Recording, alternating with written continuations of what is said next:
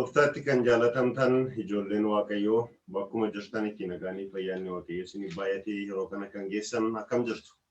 Baga guyyaa dhaloota Gooftaa keenya Yesuus Kiristoos kabaja isaa kan bara 2020 isin ga'e jechaa akkasumas immoo baga jalbultii kan bara 2021 isin ga'e jechuun jaalladha.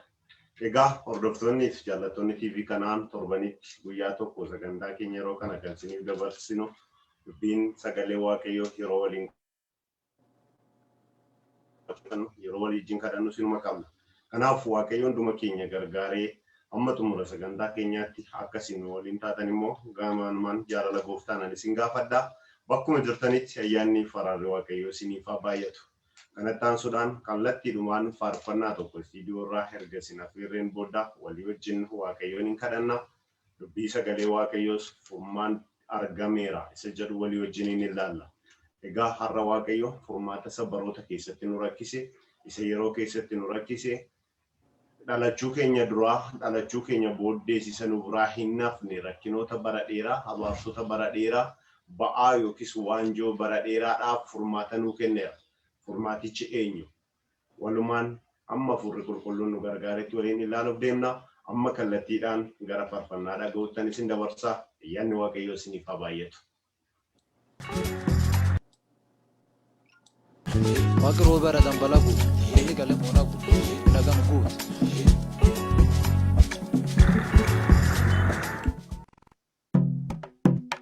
Abbo Yesuuni waaqeffamaa.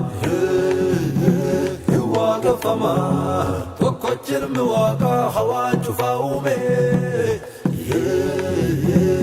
waaqa fama dhiironni wismalee maal qabnoolii gubbaa waaqa fama ittum gaggabi faarsinni waaqa guddaa waaqa fama abbo Yesuuni waaqa fama.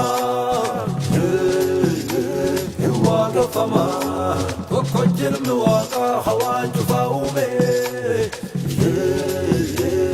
waaqa fama dhiironni wismalee maal qabnoolii gubbaa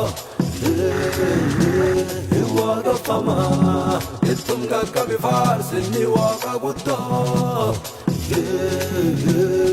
waaqa fama.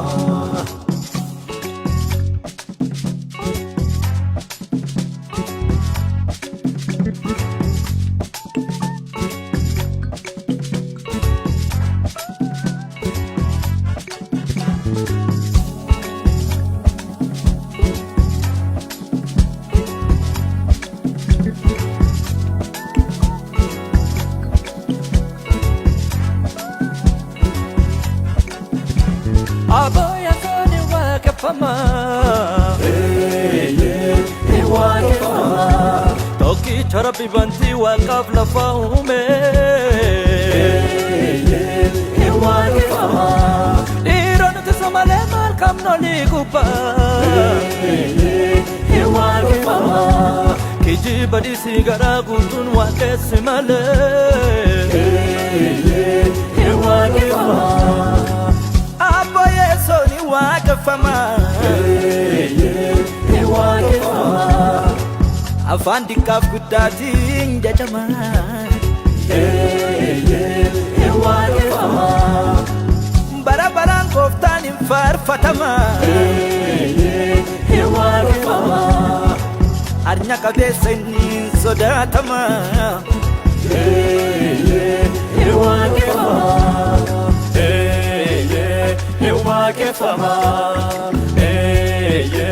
hin faarfatamaa Ella gadama, undumtu isuma. Ewa kafama, Yesus ewa kafama, ewa kafama, ewa kafama, ewa kafama, Yesus ewa kafama, ewa kafama, ewa kafama, ewa kafama, enfarfatama, ensagadama, elalabama, ewa kafama, enfarfatama, ensagadama, elalabama, abankiya Abankiyo, abankiyo, abankiyo.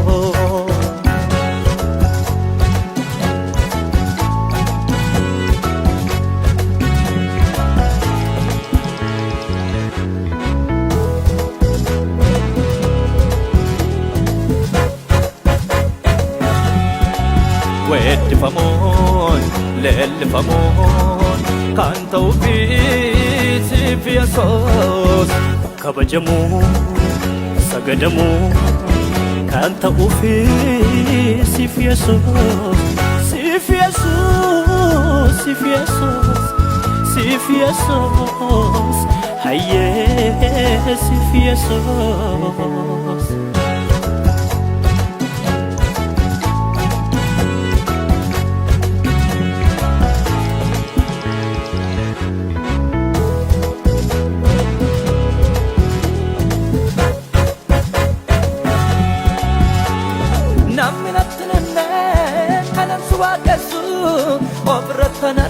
أني وجدت وركك لا فلا كسان سوى من بعثة درنا فوق كسان الرقدان سيسي قوتك نمفر سمكاك نمفر سمكاك يسوس كو نمفر سمكاك نمفر سمكاك قوتا إجابيدا نمفر سمكاك نمفر سمكاك قوتا لولمو نمفر سمكاك نمفر سمكاك قوتا درو قوتا نمفر سمكاك نمفر سمكاك مواكو نمفر سمكاك نمفر سمكاك واكا واكا نولي نمفر سمكاك نمفر سمكاك أبا مچم دوما نمفر سمكاك نمفر سمكاك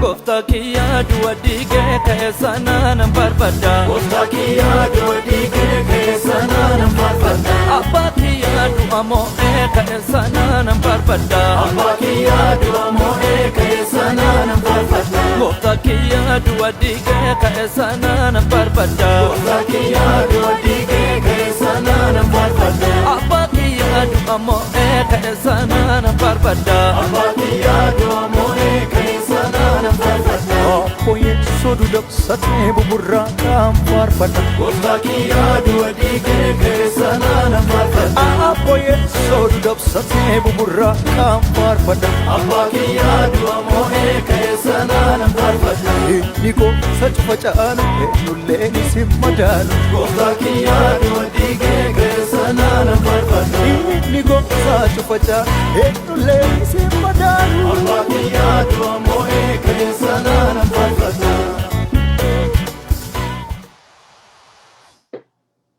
Tole gooftaan galata sahaa fudhatu faarfannaa baay'ee bareedaadha kan nageenye jirru. Egaa faarfattoota sagalee bareedaa kanaan akka faarfannaa bareedaa nu faarfatan Waaqayyo isin haa eebbisu. Isinis bakka jirtanitti faarfannaa kanaan akka eebbifamtan abdii guddaan qaba. Hundumarra kan caalu immoo Waaqayyo galata sahaa fudhatu jechuun jaaladha.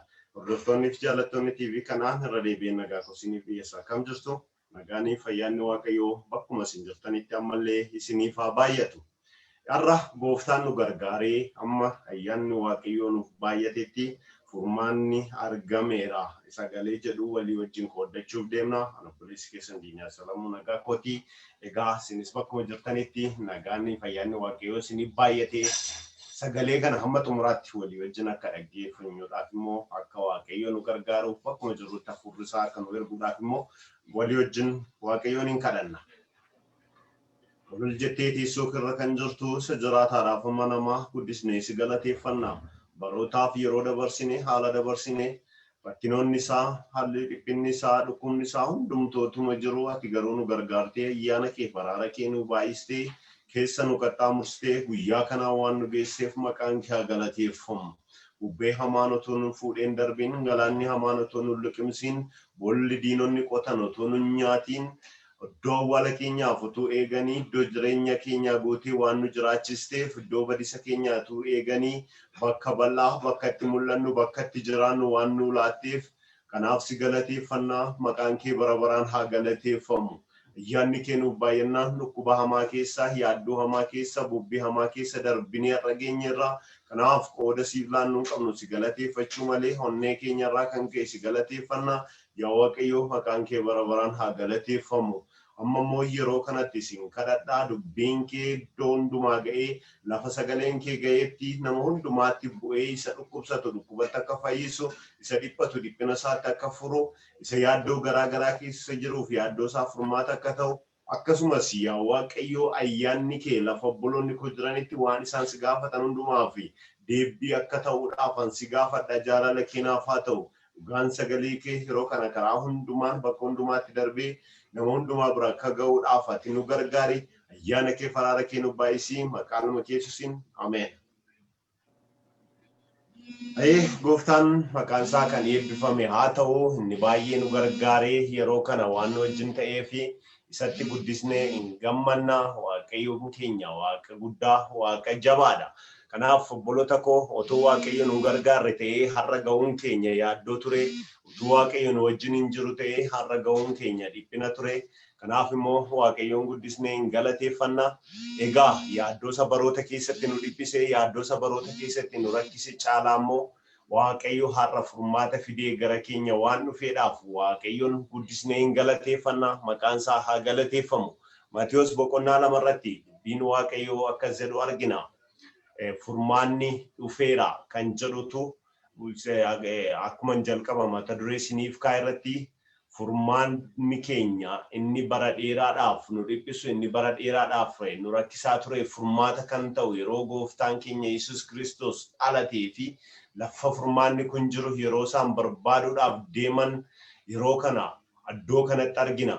Kanaaf egaa Waaqayyo har'a lafa furmaanni kun jirutti tokko tokko keenya nutti argisiisuudhaaf karaa nu qabsiisuudhaaf sagalee isaa nuuf ergee jira waan ta'eef kanaaf immoo isin galateeffanna. Sagalichi Maatiyos boqonnaa 2 lakkoofsa 1 irraa kaanee yoo dubbifne akkaataatti Yesuus dhalatedha kan inni nutti himu. Haa ta'uyyuu malee gara lakkoofsa 9 irra geenyee yeroo dubbisnu jaroonni yookiis warri urjii ilaalan namoonni 3 ba'aa biiftuu ka'anii lafatti mucaan kun dhalate ilaaluudhaaf yeroo isaan mandara Heroodiyoos keessa jiraatu gahanitti eegdota yookiin loltoota Heroodiyoosiin qabamanii gara mootichaatti yeroo isaan dhiyaatan argina. Erga dhiyaatanii booddees Heroodiyoos isaaniin goyyomsuudhaaf isaaniin irratti waan tooftaa addaatiin harka isaa keessa isaan galfatee karaa isaanii mucaa dhalate kana of harka galchuudhaaf yeroo inni yaalii godhu argina. Haa ta'uyyuu malee immoo waan tokkoon sitti hima. Waaqayyo kakuudhaan erga si uume Waaqayyo siin furmaataaf erga si fidee lafa kanarratti dhalachuu keedhaaf diinni kee tooftaa kamiyyuu yoo baafate haal duree kamiyyuu yoo qopheeffate nan jedhaa maqaa Yesuus nama Naazreetiin hin yaala malee sin argatu. Heroodiyoos loltoota kana erga hidhee booddee erga yaa dhiphina sodaan isaa baay'ee waan dabaleef baay'ee raafamaa waan tureef erga tasgabbaa'ee booddee tooftaa tokko baafate ijoollee kanaan ergee bakka Yesuusitti dhalate kana dhaqanii ilaalanii deebi'anii dhufanii akka isa waamaniidhaaf. Iddoo kanatti waan kana taasisuudhaaf miti. Waa'ee seenaa dhalachuu Yesuus namni baay'een karaa baay'ee dhageessaniitu waan sana barsiisuudhaaf miti. Garuu kan hin dubbachuuf jedhu urjiin inni ati ilaaltee deemtu sun isa karaarraa si balleessu tun taane isa gara furmaataatti si geessu isa harka diinaa si buusu tun taane isa harka diinaa keessaa si baasu akka ta'e akkasin naaf hubattaniin barbaada. Jarreen ba'aa biiftuutii ka'an kun kompaasiin isaanii urjii takkittii turte. Urjiin kun kallattiidhumaan gara Yesuus jirutti isaan geessaa turte. Urjiin sun kaleessaa taree urjii ta'uu dandeessi yookiis waan biraa ta'uu danda'a bara sanatti. Har'a garuu sagaleen Waaqayyoo anaaf siif urjii keenya isa gara jireenyaatti nu geessu, isa gara furmaataatti nu geessu waan ta'eef kanaaf urjii kana walii wajjiniin barbaaduutti urjii kana walii wajjin ilaaluutti deemna. Urjiin kun isa yaaddoo keenya keessaa nu baasu, isa dhiphina keenya keessaa nu baasu, isa dhukkuba keenya keessaa nu baasu, isa fayyina keenya farkaa qabu waan ta'eedhaaf kanaaf urjiin kaleessa lafa furmaanni jirutti ijoollee sana gaggeessite har'a saalati keessa jirtu keessaa yaaddoo ati keessa jirtu keessaa dhiphina ati keessa jirtu keessaa fuutee gara furmaataatti si geessite. Yesus gaafa dhalate lakkoofsa 10:11 irratti gaafa laallu 11 irratti jarreen kuni hirga tooftaa Heroodiyoos isaan irratti baasee dhaqaa isinis mucaa kana barbaadaa erga laaltanii booddee deebi'aa koottaa jedhee booda immoo waan tokko godhe. Isaan akka isaan deemaniif yeroo isaan deebi'an isaaniin qabatee mucaa sana qabee ajjeesuudhaaf ture sagantaansaa. Nan jedhaamummatii si eega malee diinni kee sagantaasaa waan baafateef akka karoora isaatti tasumaasiin ajjeesu. Isaan garuu waan tokko godhani. Iddoo kana erga Heroodis harkaa bahanii booddee isa jalqaba isaatii kutaasa gara jalqabaa jiru sin akka dubbifattan sin affeeree jira. Akkamitti akka hidhamanii manedhaatti si'aa dararamanii ergasii immoo deebi'amee sosobanii Heroodiyoos gara Yesus jirutti dhaqaa ijoollee kana sadan gaafa ergu gaddoo sana gaanii mucaa tokko mooraa dallaa loonii keessa yookiin haadha isaa wajjin daa'ima ciisu daa'imatti maratatti maratamee jechuudha. Akkuma daa'imni dhalatteetti maratamee ciisu arganii booddee urjiin isaan ilaalanii deeman kun isarra ga'ee erga isarra dhaabbatee booda kufanii sagadaniifi erga sagadaniifi booddee kennaawwan 3 kennan. Kennaan inni jalqabaa isaan kennaniifi kennaa warqeeti ture jedha. Kennaan inni lammaffaa isaan kennaniif kennaa ixaanaati. Kennaan inni sadaffaa isaan kennaniif immoo qumbiidha. Egaa Yesus biyya lafaa kanaaf kan inni dhalate rakkina keetti si furuudhaaf yaaddoo keetti si furuudhaaf dhukkuba keetti si furuudhaaf ba'aati kaleessa baatte keetti ittiin jiraachaa turte keessaa si baasuudhaaf. Kanaaf dhalate haa ta'uyyuu malee erga mucaan kun dhalate jarri kun kan isaan baatanii dhufani kennaan gurguddaan sun immoo kan daa'imaaf malu hin turre. Kennaan warqee kan inni kennamu nama dorgommii isaa injifate nama dorgommii isaa moo'ichaan injifateef kennama. Aroondumaa beekamaadha warqee kan badhaafamanii warra injifannoo isaanii dorgommii isaanii dursanii injifatan warra moo'anii fi kennaa moo'ichaa ture. Yesus gaafuma dhalatu warri kun kennaa moo'ichaa fidanii warqee isaaf kennani. Kana duwwaa miti erga dabalanii immoo kennaa ixaanaa kennanii fi ixaanni immoo kan kennamu kan inni barbaadamu irra guddeessisaan sirna awwaalchaatti raawwachuuf kennaa nama du'aa jiruuf kennamudha. Inni sadaffaa qumbiidha. Qumbiin immoo kennaa moototaaf kennamudha. Foolii gaarii qaba waan ta'eef. Kanaaf egaa Yesuusiif kana sadantu kenname. Yesuusiif kennaan du'aas kennameera, kennaan moo'ichaas kennameera, kennaan mootummaas kennameera. Kun sadanuu yeroo tokkotti kenname.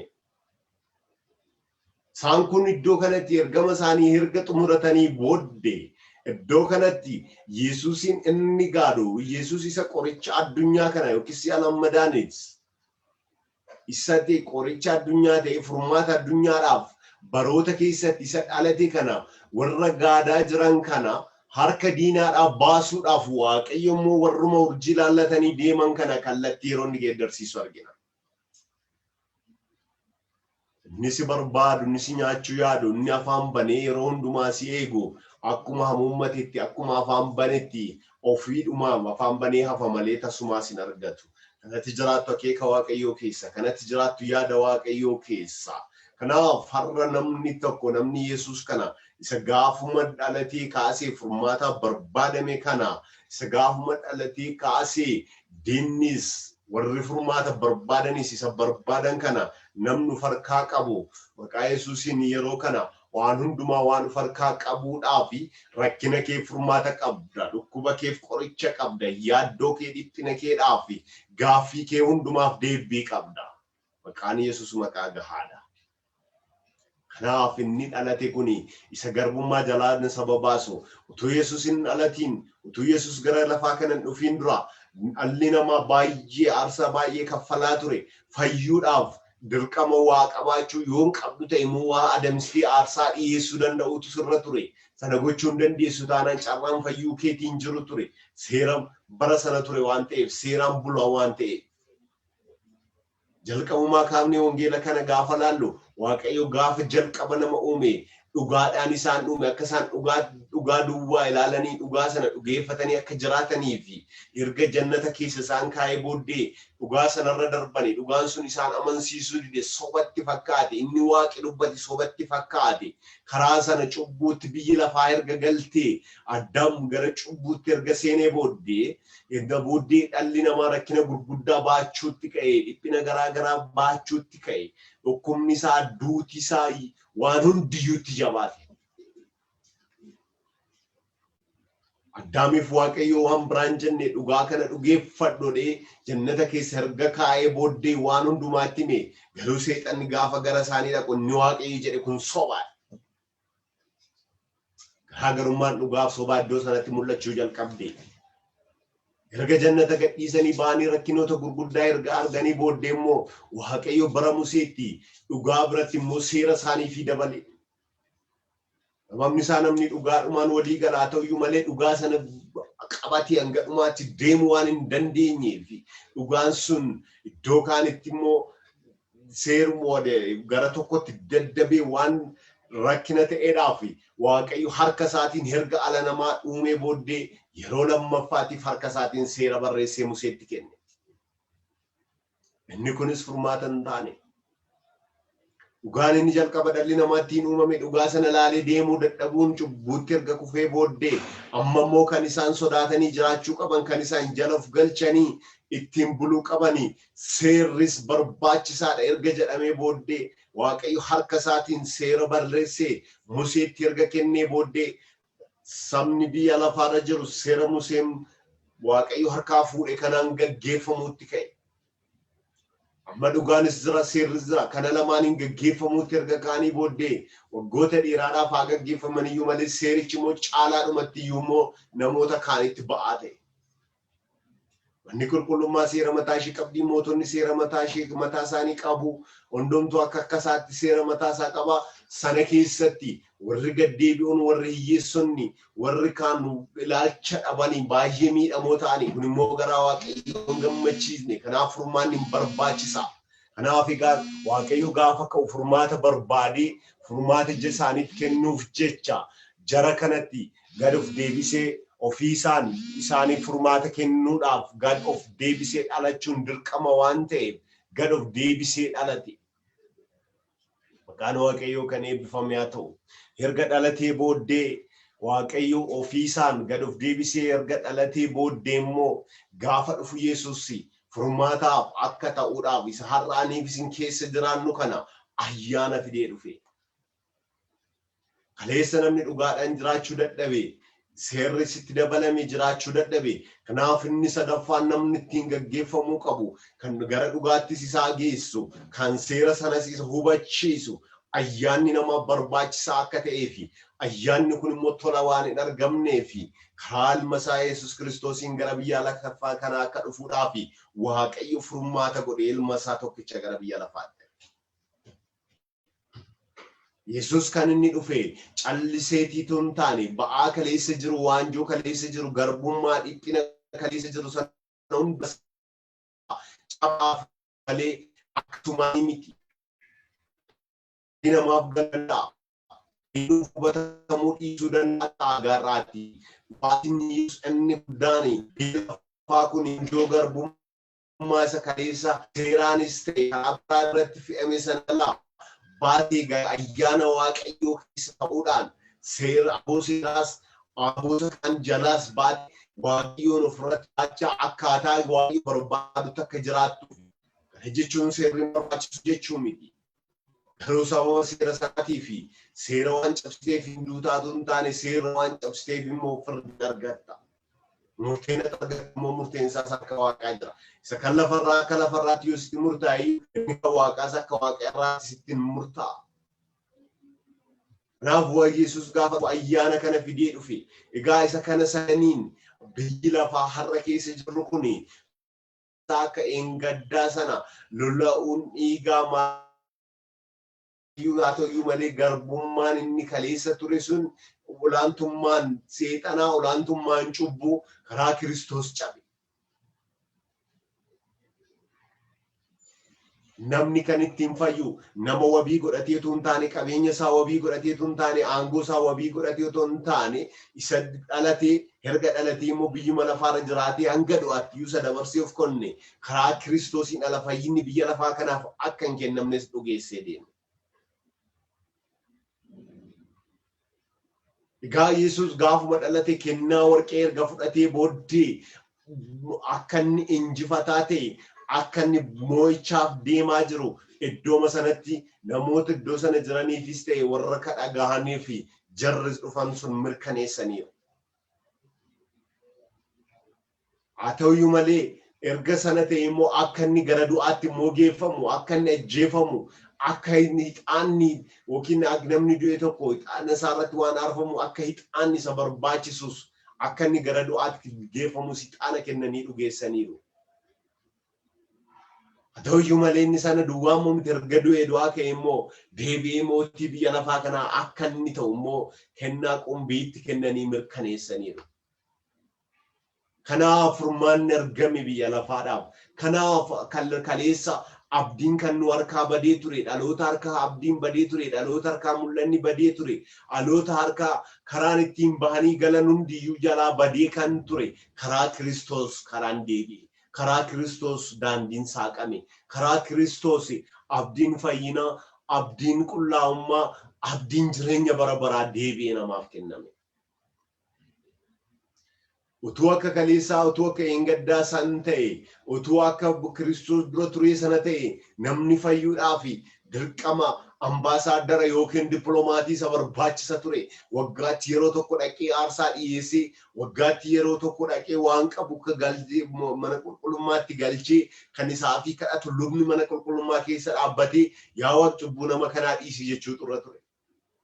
Kiristoos garuu golgaa mana sanaas hin tarsaase. Namni kan fayyu amantii isaatiin malee omtinuu karaa biraa fayyuu hin danda'u. Seera isa dura ture kan abboota firdiis ta'e kan abbo raajotaa hunduma isaayyuu yoo diigeetu hin taane jabeessee akka nama hundaaf ta'utti tottolche.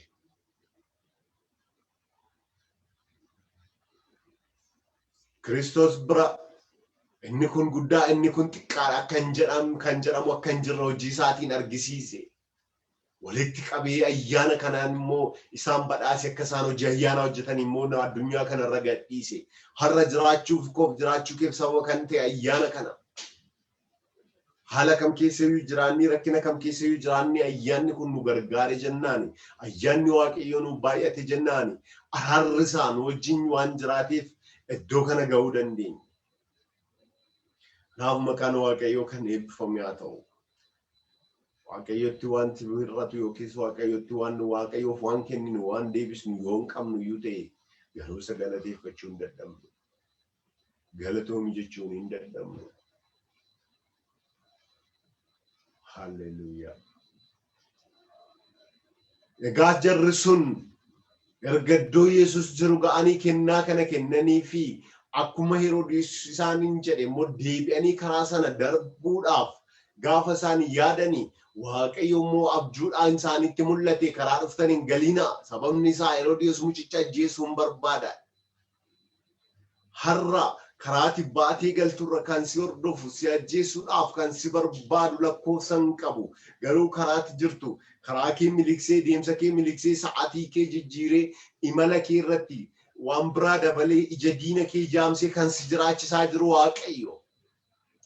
Akkuma ijoollee sanatti mee lubbuu mucaa dhalatee kana oolchuudhaaf karaa dhuftanirra deebitaniin deemiin akkuma jedhe sana akkuma kana siinillee haalati keessa jirtu keessatti lafa diinonni keessa barbaadan si ari'atanitti akkati kan miliqxee baatu akkati jala qaxxaamurtu kan si godhu Waaqayyooma kee kana. Galanni ulfinni isaaf haa baay'atu. Waaqayyo guddaadha. Inni jabaadha. Waa'ee keenyaaf dursee inni yaade. Waa'ee keenyaaf inni dursee akeeke. Akka kaleessaa sanatti jiraachuun ijoollee kanaaf hin ta'u. Siraatoo akka Addaam ta'ee hunduma keenyaaf badisatu ta'a ture. Salaatu akka warra addaan booddee qaayil faatti ta'e hundi keenya wal kana wal finnee wal ajjisnee addunyaa kanarraati akkuma daayinoosarsi sanyiin namaa jiraachuu dhiisaa wanti beekamu hin jiru ture. Garuu gargaarsa Waaqayyootiin badiisa keessaa gara jireenyaatti deebine kufaatii keessaa kaane iddoo hin jiru jedhamnee deebinee jiraanne iddoo hin argamnu jedhamnee deebinee argamne. Kun immoo tola eenyuutiin iyyuu miti. Gargaarsa eenyuutiin iyyuu miti. Gargaarsa tokkoof tokko ilma Waaqayyootiin. Waaqayyo maqaan isaa kan eebbifame haa ta'u. Halleluuyaa. Erga Heroodiyoos karaa kana deebi'aa koottaa jedhee booddee jarri kun jalaa miliqanii deemanii. Waan tokkoon sitti mayaa nama sagalee kana dhaggeeffachaa jirtu diinni kee si caalaa qaroodha si caalaa danda'u akkaataatti si qabuu danda'u si caalaa yaada si caalaa beeka. Garuu Waaqayyoon kee inni si gargaaru nasiin si ga'e diina kee caalaa beekaadha. Jiraachuu keetiif ga'umsa kee miti, jiraachuu keetiif qabeenya kee miti, jiraachuu keetiif hubannaa kee miti, jiraachuu keetiif sababni of eeggannaa kee miti. Jiraachuu keetiif sababni ayyaana Kiristoos isa karaa ilma isaa tolanuuf kenname sana. Isatu diina kee jalaa si miliqsa. Isatu karaa itti jaamsa. Isatu kallattii harkaa balleessa. Erga jara kana eegee dadhabee booddee Heroodiyoos murtee tokko murteeffate isaan dhalan mootii ta'uu kan danda'u qaamni biraan namni biraan jiraachuu waan hin qabneef ijoolleen dhiiraa waggaa 2 gadii waamamanii barbaadamanii akka dhufan erga godhee booddee ijoollee kana hundumaa biillaadhaan fixe. Yeroo sana Yesuus garuu baqattummaadhaan biyya Gibsii jira ture. Dhalachuu isaatiin kan ari'atame, dhalachuu isaatiin du'aaf kan barbaadame, dhalachuu isaatiin iddoo gadi bu'aa iddoo yaadamnetti dhalate bakka dhalachuullee kan dhabe. Akka inni dhalatuuf kabajinillee iddoon dhalootaa kabajaanillee kan isaaf hin kennamne erga dhalate immoo du'aaf kan barbaadame Yesuus haadhaaf Maariyaamiif Yoosef wajjin gara biyya Gibsiitti baqarra ture. Amma Heroodiyoos duutti biyya sana keessa turani. Sababni isaa Heroodiyoos nama bara qabu ture. Heroodiyoos nama yeroo sana humna qabu waan ta'eef Waaqayyo jalaa miliqsuudha. Karaa biraa Waaqayyo iddoo sanatti Yesuusin oolchuu dadhabee miti. Waaqayyo nama isaa karaa barbaadeen miliqsuu waan danda'uudhaaf Yesuus hojiin hojjetu eessatti akka hojjechuu qabu maal akka hojjechuu qabu sun sagantaa Waaqaati sagantaa eenyuyyuu miti. Halleluuyaa. Gaafanni gabba Yesuus maatii isaa wajjin gara baqattummaatiin biyya Gibxiitti gadi bu'anii Heroodiyoos ijoollee iddoo sana jiran hundumaa erga fixee haati ijoollees boo'ichaan garaan isaanii erga cabee booddee Waaqayyo immoo Heroodiyoos sanuma du'aan achirraa kaase. Maata dhiisii rakkisaa jiru inni yeroo dheeraadhaaf yaaddoo ta'ee si dhiphisaa jiru inni waggaa baay'ee mootii sirratti ta'e. Hafuurri dhukkubaa, hafuurri dhiphinaa, hafuurri abdummaa, hafuurri yaaddoo wanti kamiyyuu maqaa Yesuus nama Naazireetiin du'aan sirraa ka'a. Isa dhiiga namaa dhangalaasuu bare kana, isa dhiiga ijoollee dhangalaase kana dabarsee harka isaatti hin laanne Waaqayyo. Yesuusin dabarsee harka nama hamaa kanaatti hin laanne du'aan achirraa isa kaaseetii. Ergasii immoo Yesuusin gara bakka barbaadameetti deebise. Iddoon Waaqayyo siif yaade, iddoon Waaqayyo siif akeeke sababa diinonni kee baay'atanii fi sababa lolli sirratti baay'atee fi naanqattu. Diinni kee abdii kutachaa gaafa deemu kan kee abdiin kee lalisaa deema. Diinni kee mul'anni isaa itti dukkanaa gaafa deemu kan kee immoo mul'anni kee dabalaa guddachaa deema. Sababni isaa Yesuus kan kenname furmaataa fi Yesuus kan dhufe furmaataa fi ati waa'ee dhukkubsachuu kee irraa waa'ee beela'uu kee irraa waa'ee dhiphina kee irraa laaluu dandeessa ta'a. Garuu inni tokkichi ofiisaa erga dhufee dhalatee akkuma kee har'aa kana beelas dhukkubas yaaddoos waan hundumaa isaa Herga ilaalee booddee akka mo'amu mirkaneessee biyya lafaa mo'uun salphaadha. Biyya lafaa mo'uu barbaadde yoo ta'e Waaqayyo kanaaf adda ba'i. Waanuma Yesuus hojjete hojjedhu isa laalii deemi. Aangoos yoo ta'e harkarraa qaba. Haboos yoo ta'e harkarraa qaba. Waan barbaade ajajuu gochootuu danda'uuf rakkisuu filate. Rakkinni namaa kun hammam akka ta'u ofii isaan fakkeenya ta'e argisiise. Kanaaf yeroo baay'ee namoonni Yesuus gaggeessaa gaariidha jedhu. Gaggeessaa haqaa hojjedhaa kana godhaatu hin taane ofii isaa hojjetee gadi bu'ee jiraatee jiraachisuu kan danda'u, jiraatee argisiisuu kan danda'u gaggeessaa gaariidha kan jedhame. Galanni ulfinni Waaqayyoof haa ta'u.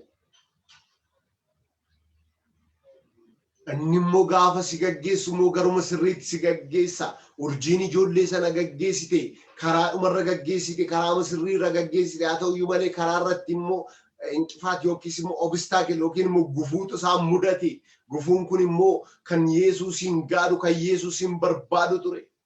Waan gaariin yoo gara kee dhufaa jira ta'e iyyuu karaa irratti gufuun yoo mudate iyyuu si bira ga'uun saanafu.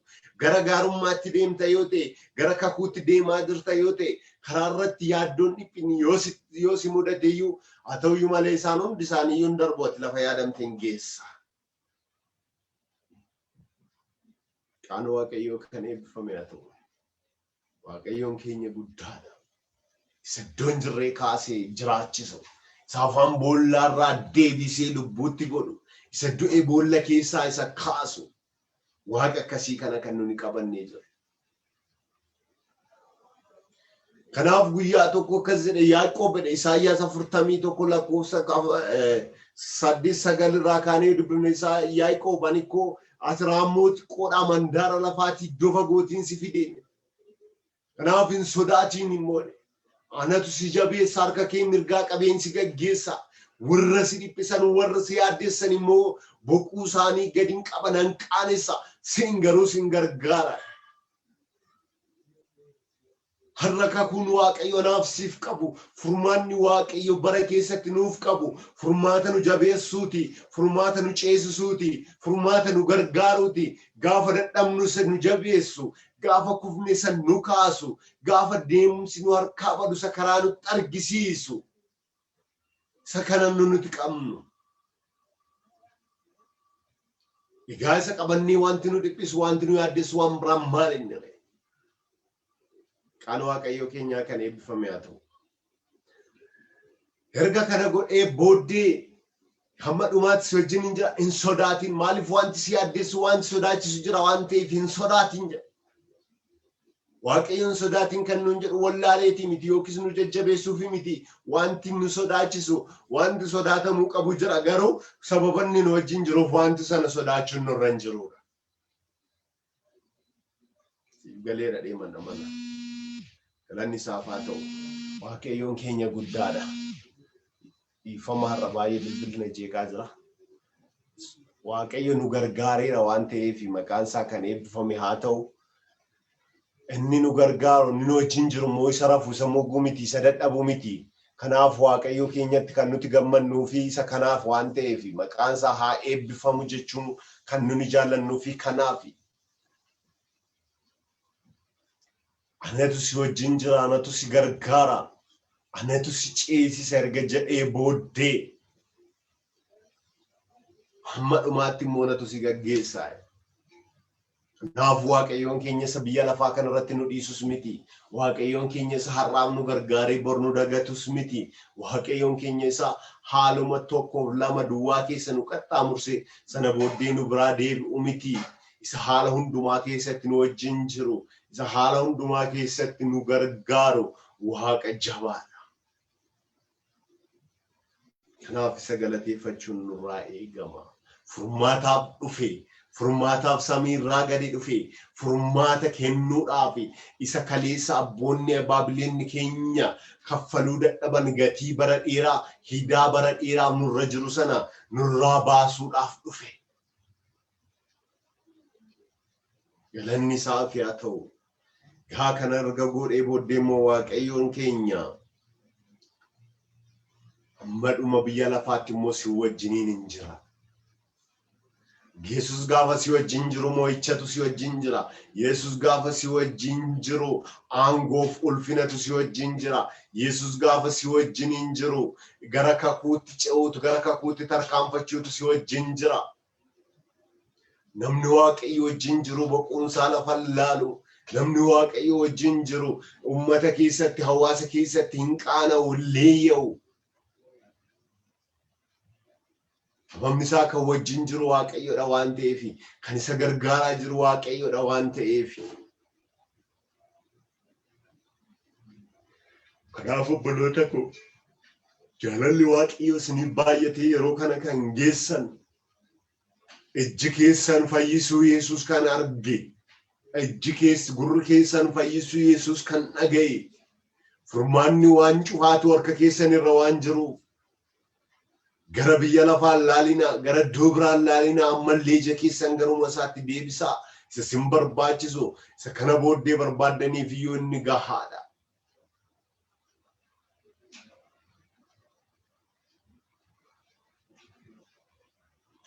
Akkaataan dhalachuu Yesus yoo laaltanii iddoon inni itti dhalate iddoo baay'ee gadi bu'aadha. Iddoon inni itti argame iddoo baay'ee gadi bu'aa mandara Beetlehem iddoo jedhamtu sanuma keessaa yoo kiraal naannoo warri loon tifkatan waan naannoo tifkattoota gidduuttidha. Lafa wanti tokkollee faasilitii ta'e hin jirrettidha. Dhiphina sana kan baadhate kan dhiphate kan ciniinsifate immoo isaa wajjin kan jirtu Maariyaam. Ishee gargaaruudhaaf immoo ishee duuba kan ture Yoosefi. Isaan yeroo sana kophaa isaanii haa dhiphataniyyuu malee iddoo isaan jiran iddoo gadi bu'aa haa ta'uyyuu malee haalli isaan keessa jiran haala ulfaataaf rakkisaa haa ta'uyyuu malee wanti isaan qabatanii jiran wanti isaan gara addunyaa kanaatti fidaa jiran garuu furmaata addunyaa kanaa ture. Deebii gaaffii addunyaa bara dheeraa ture. Har'a namni iddoo kee duuba kee ilaaltee jirtu haalatti keessa jirtu mijataa ta'uu yoo baateyyuu akkaataan ati itti dhufte mijataa ta'uu yoo baateyyuu maatiin kee haalli kee hundumti isaa gadi bu'aa yoo sitti fakkaateyyuu ati kan dhalatte kan argamteef addunyaa kanaaf furmaata ta'uudhaaf waan ta'eef furmaataaf barbaadamtee dhufte. Waaqayyo furmaata siif kenneera kan kees furtee kan namoota biraafis furmaata akka taatuuf. Yesus gaafa dhalate Maariyaamni duwwaa furmaata hin taane Yoosef qofaa furmaata hin taane mandara keessatti dhalate Beetlehem qofaa furmaata hin taane addunyaa kana guutuuf furmaata ta'e. Yesus warra Samaariyaas fayyiseera, warra Medooniis fayyiseera, warra Yihuudaas fayyiseera, warra Kana'aan keessaa dhufanis fayyiseera. Kan inni du'e san hundumaaf waan ta'eef. Kan inni dhalates, kan inni jiraates, kan inni du'es nama hundumaaf. Kanaaf isa furmaataaf dhufe kana ilaallee akka jiraannuuf immoo Waaqayyo nu gargaaru. Yaa nama ba'aan keessatti sitti ulfaatee jiru, yaa nama yaaddoon keessatti baay'atee jiru, yaa nama gaaffiin kee deebii dhabee bara dheeraaf rakkisaa jiru, yaa nama dhukkubni kee qoricha dhabee yeroo dheeraaf si yaaddeessaa jiru, hunduma isaa qabadhuu gara Yesus kottu. Yesus furmaata qaba. Inni furmaataaf dhalate, furmaataafis jiraate, har'as boris wajjin jira. Furmaanni argama.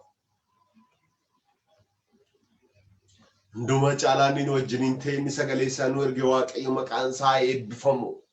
Yaaddoo keenyatti dhiphina keenyatti isa nu rakkisu karaa hundumaa isa nutti ulfaate karaa hundumaatti immoo inni furmaata ta'ee har'aan nu ga'e kun immoo har'as boris bara baraanis waan nu wajjiniin jiruuf isa galateeffachaa isa laallee akka jiraannuuf inni nu gargaaru. Inni nuuf dhalate, nuuf jiraate, nuuf du'e, nuuf du'aa ka'e, nuufis gara mirga abbaa isaatti ol ba'e deebi'ee nufa hagaarraatti biyya lafaa kana dhugaadhaan gaggeesseera. Biyya lafaa kanaaf seera kennee seeraan gaggeesseera. Biyya lafaa kanaaf ayyaana dabalee ayyaanaanis gaggeesseera. Kun sadaniyyuu har'a nuuf nu bira jira. Dhugaan Waaqayyoo nu gidduu jira. Seerri Waaqayyoo nu gidduu jira. Ayyaanni Waaqayyoo nu gidduu jira. Kanaan gaggeeffamneeyyuu haalli keessa jirru akkaataan keessa jiraachaa jirru adeemsi keenya immoo akkaataa Waaqayyoon gammachiisu miti. Har'as furmaanni nu barbaachisa. Furmaata kanaaf immoo inni dhumaa tokkoof tokko onoon biyya lafaa kanarraa gara mootummaa isaatti nu fudhachuudha. Isa kanaaf immoo mucaan kaleessa dhalate jennee maqaasaa haasofnu kuni deebi'ee immoo nufa furmaanni dhumaa immoo isa hundumti keenya isa akka ijaan arginuudhaaf waaqayyo nu gargaaru. Lafuma jirtanitti ayyaanni waaqayyo isiniif haa baay'atu. Wanna dhageessaniif guddaa galatoomaa.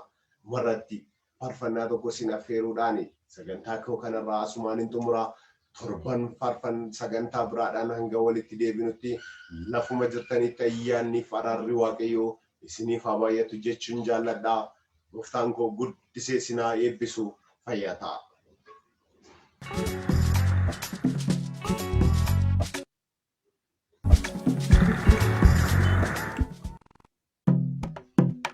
Aboya zoni waga fama,